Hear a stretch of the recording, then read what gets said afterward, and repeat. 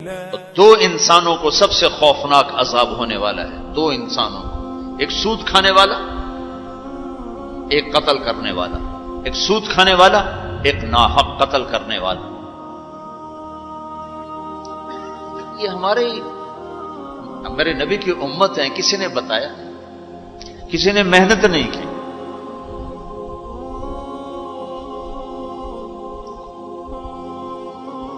آخری حج کا خطبہ آپ نے جو دیا، ہر دفعہ یہاں سے بات شروع کی، تمہارے جان مال ایک دوسرے کے لیے قابل احترام ہے، کسی پہ ہاتھ نہ ڈالو۔ میرے نبی نے کبھی زبان سے کسی کو دکھ نہیں پہنچایا، کبھی زبان سے کسی کا نام لے کر اس کو رسوا نہیں کیا۔ زبان کی لگائی ہوئی آگ ہے جو آج سارے بھڑکتے ہوئے دیکھ رہے ہیں۔ تو بھائیو، محبت سے رہنا سیکھو، معاف کرنا، درگزر کرنا سیکھو، اپنے اللہ کے سامنے جھکنا سیکھو۔ جب قومیں زوال کا شکار ہوتی ہیں، کہتی ہیں یہ فلاں کی سازش ہے، جیسے آج کل کہتے ہیں مسلمان، امریکہ کی سازش ہے جی، اصل یہودیوں کی سازش ہے۔ یہ کراچی کے بینکوں میں جو سود پہ پیسہ پڑا ہوا ہے، یہ امریکہ کی سازش ہے، یہودیوں کی سازش۔ جو رات کو شراب چلتی ہے اور مجرے ہوتے ہیں، یہ امریکہ کی سازش، یہ یہودیوں کی سازش۔ نوجوان اولاد ماں باپ کی نافرمان ہیں، یہ کسی دشمن کی سازش۔ میں ایک جگہ تھا تو ایک لڑکی اپنی ماں کو کہہ رہی تھی بکواس مت کرو، ماں کو کہہ رہی تھی بکواس مت کرو، تو اس کی ماں کے آنسو ایسے گر رہے تھے۔ یہ امریکہ کی سازش۔ اور میرے نبی نے سے پوچھا کہ یا رسول اللہ قیامت کب آئے گی؟ آپ نے فرمایا اللہ کو پتہ ہے کب آئے گی۔ کا کوئی نشانی کہ جب ماؤں کو ذلیل کیا جائے گا تو قیامت آ جائے گی۔ ہمارے زوال کے اسباب باہر سے نہیں ہیں، ہمارے اندر سے ہیں۔ کتنی بڑی لعنت ہے جھوٹ۔ آپ نے فرمایا جب کوئی جھوٹ بولتا ہے تو 3 میل تک اس کی بدبو سے فرشتے بھاگ جاتے، 3 میل تک فرشتے بھاگ جاتے۔ تو پھر پاکستان کا کون سا بازار ہے جس میں کوئی رحمت کا فرشتہ آئے گا؟ کہ ہر دکاندار جھوٹ بول رہا ہے، ہر بڑا چھوٹا تاجر جھوٹ بول رہا ہے، ہر سیاستدان جھوٹ بول رہا ہے۔ ہر سے مراد ہے 100 میں 99 نہیں، 1 لاکھ میں 99,999، کوئی 1 لاکھ میں شاید ایک کوئی سچا مل جائے۔ اور جس قوم میں جھوٹ اور ظلم اور خیانت پھیل جائے وہ قوم تباہ ہو جاتی۔ ان کو کسی دشمن کی ضرورت نہیں ہے، وہ اپنے دشمن خود ہیں۔ جسے نشہ کرنے والے کا کوئی دشمن نہیں، وہ اپنی ذات کا دشمن خود ہے۔ تو ہم اوروں کو الزام نہ دیں کہ یہودیوں نے سازش کر دی اور عیسائیوں نے کر دی اور امریکہ نے کر دی۔ ہم نے کچھ اسپین سے آخری ملک تھا یورپ کے سفر میں، اسپین، تو قدم قدم پہ میں رویا، قدم قدم پہ میں رویا کہ کس طرح مسلمان آپس کی لڑائی میں ختم ہو کے رہ گئے۔ کہ پاکستان اسپین میرے سامنے یوں آتے تھے ایسے۔ اسپین کی تاریخ، پاکستان کے حالات، اسپین کی تاریخ، پاکستان کے حالات، اسپین کے مسلمانوں کی آپس کی لڑائیاں، پاکستان کے حالات، آپس میں قتل و غارت، پھر پاکستان کے حالات۔ تو اللہ تعالیٰ نے اس طرح ان کو مٹا دیا اسپین سے کہ ایک کلمہ پڑھنے والا باقی نہ بچا۔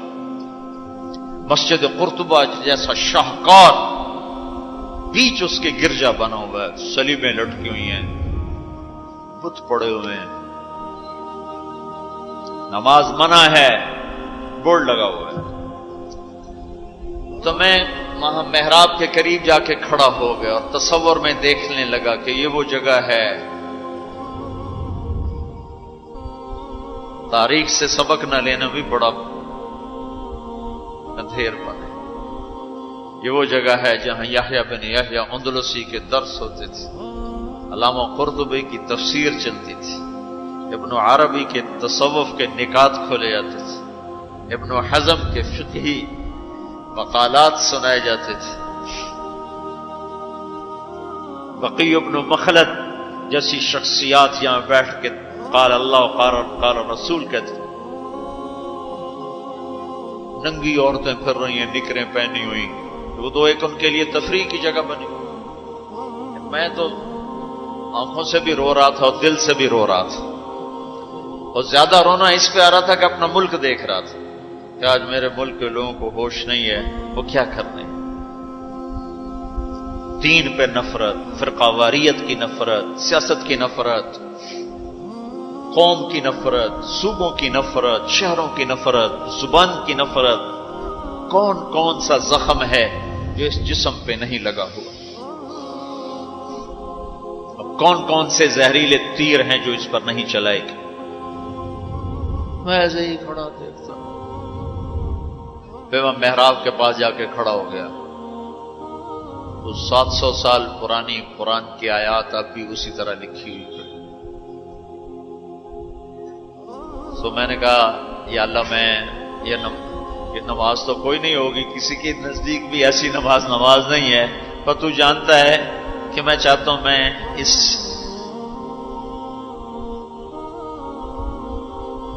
ارے میرے بھائیو، آپس کی نفرتیں مٹا دو اللہ کے واسطے، اپنی جان کے دشمن نہ بنو، معاف کرنا سیکھو، درگزر کرنا سیکھو، فرقہ واریت کی باتیں کرنا چھوڑو، تقریریں سننا چھوڑو۔ تاریخ میری کمزوری رہی ہے، میں بچپن سے تاریخ پڑھتا آ رہا ہوں، یہ تبلیغ میں لگنے سے پہلے ہی ذوق تھا تاریخ پڑھنا۔ جب تبلیغ میں لگے تو مدرسے میں آ گئے تو اور پڑھنے کا لگ گیا، پھر کچھ اللہ تعالیٰ نے یاد اچھی دے دی تو جو چیز پڑھی وہ یاد رہے گی، وہ سارا تسلسل، اور میں تو ایسے بس ڈوبتا ابھرتا رہا کہ یا اللہ آج میں یہاں اس دھرتی پہ سجدہ نہیں کر سکتا جہاں 700 سال جن اینٹوں نے سجدے کے لمس محسوس کیے، جن اینٹوں نے تیرے لاکھوں کروڑوں پیاروں کے آنسو جذب کیے، جن در و دیوار نے تیرے ہزاروں محبوب لوگوں کے واز و ارشاد سنے، جن کونوں میں تجھے یاد کرنے والے ہزاروں لاکھوں کروڑوں انہیں روشن کرتے کرتے کرتے آج اسی زمین کے نیچے سوئے ہوئے ہیں، قرطبہ کے قبرستان پہ شہر بنا ہوا ہے، نہ کسی بادشاہ کی قبر باقی اور نہ کسی بڑے کی نہ کسی چھوٹے کی۔ میں یہاں نماز پڑھتا ہوں، میری نماز قبول کر لے۔ میں نے اشاروں میں نماز پڑھی، اللہ اکبر، پھر ثنا، پھر سجدہ، پھر رکوع، پھر سجدہ، اللہ اتنا کو کیا ہے، رکوع سجدہ اتنا کر کے تاکہ کسی کو چونکہ جو داڑھی والا اندر آتا نا تو اس کے پیچھے سیکورٹی لگ جاتی کہ کہیں کسی کونے میں چھپ کے نماز نہ پڑھ لے، تو ایک سیکورٹی والا ہمارے پیچھے کر رہا تھا۔ چلو یا اللہ میں بھی ان میں ہو جاؤں جنہوں نے اس مسجد میں نماز پڑھی تھی۔ اور میرا پاکستان اس دور سے گزر رہا ہے، نہ عوام کو ہوش ہے نہ خواص کو ہوش کہ کیا ہو رہا ہے۔ شاید اللہ تعالیٰ کسی کی فریاد پر آنکھیں کھول دے کسی کی۔ تو بھائیو محبت سیکھو، درگزر سیکھو۔ اس تبلیغ سے خوبصورت محنت، سارے دین کی محنتیں حق ہیں جس سے خیر پھیل رہی ہو، جس سے لوگوں کو نفع پھیل رہا ہو، لیکن میرے بھائیو دنیا بھی پھری ہے، تاریخ بھی پڑھی ہے، وہ کچھ اللہ تعالیٰ نے موقع دیا، بہت زیادہ سے مراد یہ نہیں کہ میں کوئی کتابوں کے انبار لگا دی، اپنی حیثیت کے مطابق میں آپ کو اندر کے یقین کے ساتھ کہتا ہوں کہ پہلے 300 سال کا تو کوئی مقابلہ نہیں، پہلے 300 سال کو چھوڑ کر ان 1100 سال میں تبلیغ جیسا کام کبھی نہیں ہوا۔ میں تمہارے سامنے ہاتھ جوڑتا ہوں، تبلیغ میں وقت دو۔ اگر اپنے اللہ سے تعلق بنانا ہے، اگر لوگوں کو اللہ کی طرف پھیرنا ہے تو تبلیغ میں جاؤ۔ بہت بڑا مجمع آیا ہوا ہے، صرف ہر مہینے 3 دن کی نیت کر لو کہ ہر مہینے 3 دن لگانے ہیں۔ کرو گے نیت؟ کرتے ہو نیت؟ ہر مہینے 3 دن لگانے شروع کرو۔ تمہاری زندگی میں تبدیلی آ جائے گی. 6 بر اعظم کے انسانوں تک پیغام پہنچ رہا ہو، ہر زبان کے لوگوں کو ہدایت مل رہی ہو، ہر طبقے کو ہدایت مل رہی ہو. جب طوائفوں کی طرف ذہن گئے، پھر کہا خسروں کو بھی تو لینا چاہیے، وہ بھی تو نبی کی امت، ان کے پاس پہنچ گئے. تو ہمارے علاقے کا سب سے بڑا ڈانسر اب اس کی داڑھی ہے، 5 وقت کا پہلی صف کا نمازی ہے. جب میری اس کی پہلی ملاقات ہوئی، میں نے کہا وہ کبھی نماز پڑھی؟ کہا جی کدی نہیں. کدی جمعہ پڑھے؟ جی کدی نہیں. عید پڑھی؟ جی کدی نہیں. میں کیوں؟ کہ جی یہ مولوی ساڑھے نال نفرت کریں دن اور اساں بھی پرا پرا رہ جانے ہیں، تو سب پیار کی ایسی آ گئے ہیں.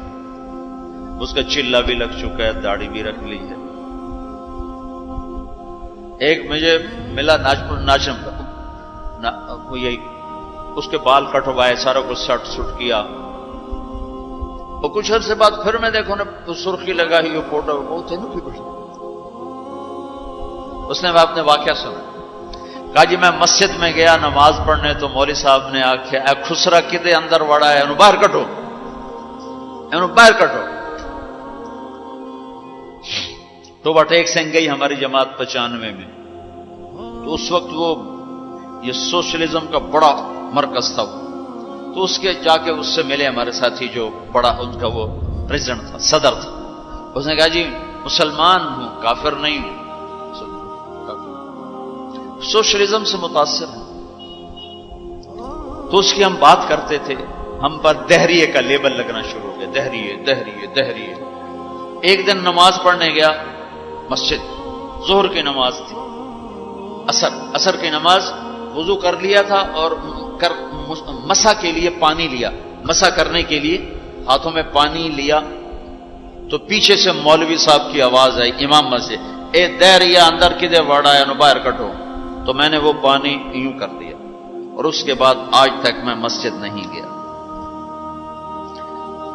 اس میں جتنا مجرم وہ ہے، اتنا ہی مجرم وہ امام مسجد ہے جس نے یہ کہا ہے دہریا باہر کٹو.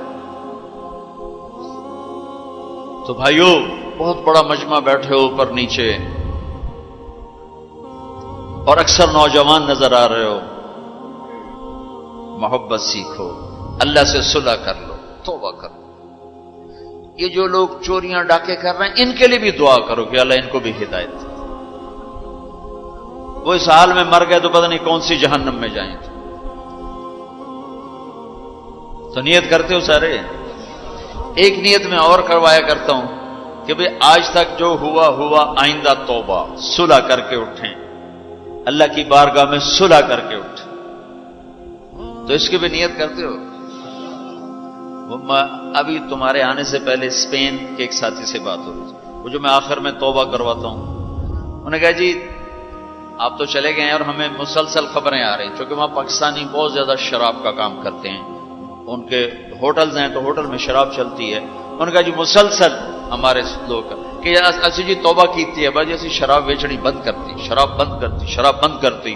مختلف جگہوں سے خبریں آ رہی ہیں. کہا جی ہم نے وہاں توبہ کی، ہم نے سوچا تھا مکے جائیں گے، وہاں جا کے توبہ کریں گے، لیکن وہ تو ادھر ہی انہوں نے ہمیں توبہ کروا دی، تو بس یہ ہماری توبہ. تو ایک یہ کہوں گا کہ توبہ کر کے اٹھو، ٹھیک ہے؟ جو پیچھے گزر گئی اللہ معاف کر دے، آئندہ تو اس سے صلح کر کے چلیں گے. اور اگر کبھی پھر ٹوٹ گئی تو یہ کون سا اوکھا کام ہے، پھر توبہ کریں گے، پھر معافی مل جائے گی. اس دربار میں معافی کے سوا تو معافی سے معاف کرنے سے زیادہ محبوب عمل کو نہیں اللہ کی بارگاہ. تو توبہ کی بھی نیت کرتے ہو تو کہو یا اللہ میری توبہ، پھر کہو یا اللہ میری توبہ، پھر کہو یا اللہ میری توبہ. اللہ قبول فرما لے. اب حج والوں سے کوئی موقع ملا تو کر لوں گا، ورنہ وہیں مکے چل کے بات کریں گے. لیکن آپ بھائیو، ہو سکتا ہے اس وقت کی بات یہی ہو جو اللہ نے کہلوائی، ضرورت اسی کی ہو. میں آپ سے گزارش کرتا ہوں محبت سیکھو، معاف کرنا سیکھو، ماں باپ کے آگے چپ رہنا سیکھو، بیوی کی کمی بیشی برداشت کرنا سیکھو، حتیٰ کہ اولاد کی کمی بیشی پر بھی ایک دم سیخ پانا ہو جاؤ، ہاتھ نہ اٹھاؤ، صبر کرو، حوصلے سے کام لو اور ان کو پیار محبت سے سمجھاؤ. سہیل احمد مشہور اداکار ہے، 96 میں ہم نے اداکاروں میں بھی کام کیا تھا، تو اس وقت ہم ایک مرید کے ہماری جماعت تھی جو ہمارے ساتھ تھا، گجرا مالک، مجھ سے کہنے لگا مولانا میرا باپ DSP ریٹائر، زندگی پر 1 روپیہ حرام نہیں کھایا، 1 روپیہ رشوت نہیں، اب بے تکلف ہو چکی ہے، تعلق بن چکا ہے، تو میں کہتے تو کڑے حرام کھاتے بڑھ گئے، میں نے آگے کہا تو کڑے حرام کھاتے بڑھ گئے، تو کیوں اس غلط کام میں چلا گیا؟ کہا جی بس کیا بتاؤں، 8ویں جماعت میں تھا، فلم دیکھنے چلا گیا، واپس آیا تو میرے باپ کو پتا چل گیا میں نے فلم دیکھی، تو اس نے پولیس والا بوٹ اٹھایا اور مار مار مار مار میرے سر سے خون نکال دی، تو میں نے دل میں کہا تو نے مجھے فلم سے روکا ہے، میں تمہیں اداکار بن کے دکھاؤں۔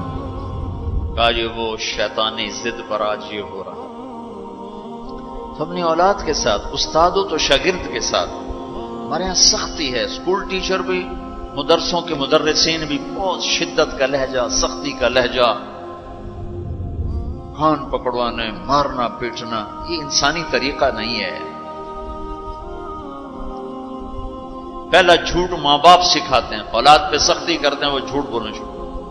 میرے والد صاحب نے نماز سختی سے پڑھانا شروع کی، جب میں گھر میں ہوتا تھا، تو اب اللہ گواہ ہے اپنے گناہوں کا ذکر نہیں کرنا چاہیے، لیکن صحابہ بھی کیا کرتے تھے، جاہلیت کے قصے سناتے تھے اللہ کے نبی کو، اپنے باپ کے ڈر سے بغیر وضو پہ جا کے نمازیں پڑھیں۔ ایسی شدت نہ ہو کہ زبان چھوٹ گیا۔ 4تھی جماعت میں تھا میں، ہمارے استاد تھے ماسٹر شفیع صاحب رحمۃ اللہ علیہ، بڑے محنتی استاد، اس زمانے کے استاد ہوتے ہی محنتی تھے، لیکن مارتے بہت۔ انہوں نے ہمیں حساب کا سوال لکھایا، سلیٹیں ہوتی تھیں اس پر، اب میں کوئی 12ویں نمبر پہ بیٹھا ہوا تھا، اور جو جا رہا ہے آتا نہیں، ٹھو ٹھو ٹھو ٹھو، سوٹے بھی مکے بھی، میں کہہ رہا بھی مر گئے، مجھے بھی نہیں آتا تھا، اور میں انتظار کر رہا ہوں کہ یا اللہ میں اس سے نکلوں کیسے، سوال تو آتا نہیں، پکی گالے سوٹے ہی ہیں۔ اب میرا چھوٹا ذہن اور میں سوچ رہا ہوں کہ کیا چکر چلاؤں، کیا چکر چلاؤں۔ تو تھوڑا سا بیک گراؤنڈ یہ ہے کہ چونکہ ہمارا زمیندارہ ماحول تھا، تو استادوں کو گھر ہماری طرف سے گندم جاتی تھی، چاول جاتے تھے، گھی جاتا تھا، آٹا جاتا تھا، مکھن جاتا تھا، چینی جاتی تھی، مرچیں جاتی تھی، جو سیزن پہ تو وہ جاتی تھی۔ تو کوئی 2 مہینے پہلے میرے استاد جی نے کہا تھا کہ پتر مرچاں بھجوا دے، ابے نو آخی مرچاں بھجوا دے، وہ میں بھول گیا کہنا بھول گیا۔ سب میں بیٹھا سوچ رہا ہوں یا اللہ جان کیسے بچاؤں، وہ 2 مہینے پرانی بات یاد آ گئی۔ جب میرے سے آگے 2 لڑکے رہ گئے، اس وقت یہ سارا پچھلا کمپیوٹر کھلا، تو میں اٹھ کے گیا، میں نے کہا استاد جی ابا جی پہ آندین کل مرچاں پہنچ جا سکتے، ابا جی پہ آندین کل مرچاں پہنچ جا سکتے۔ میں نے کہا شاباش میرا پتر تو بائے جا۔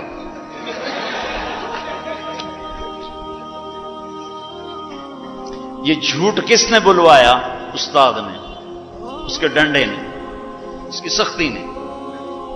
ماں باپ سے بھی کہتا ہوں، مدرسے کے علماء سے کہتا ہوں، اسکول کے ٹیچروں سے کہتا ہوں، محبت سیکھو، محبت سکھاؤ۔ اولاد سے کہتا ہوں ماں باپ کی محبت سیکھو، ان کی شدت کو برداشت کرنا سیکھو۔ بھائی سے کہتا ہوں بھائی کی برداشت کر، آپ بیٹھے ہو عورتیں نہیں ہیں تو آپ سے کہتا ہوں بیوی کی برداشت کرو، ماں کی برداشت کرو، بہنوں کی برداشت، جو بھی کوئی بلندیوں کے راستے ہیں وہ برداشت میں چھپے ہوئے۔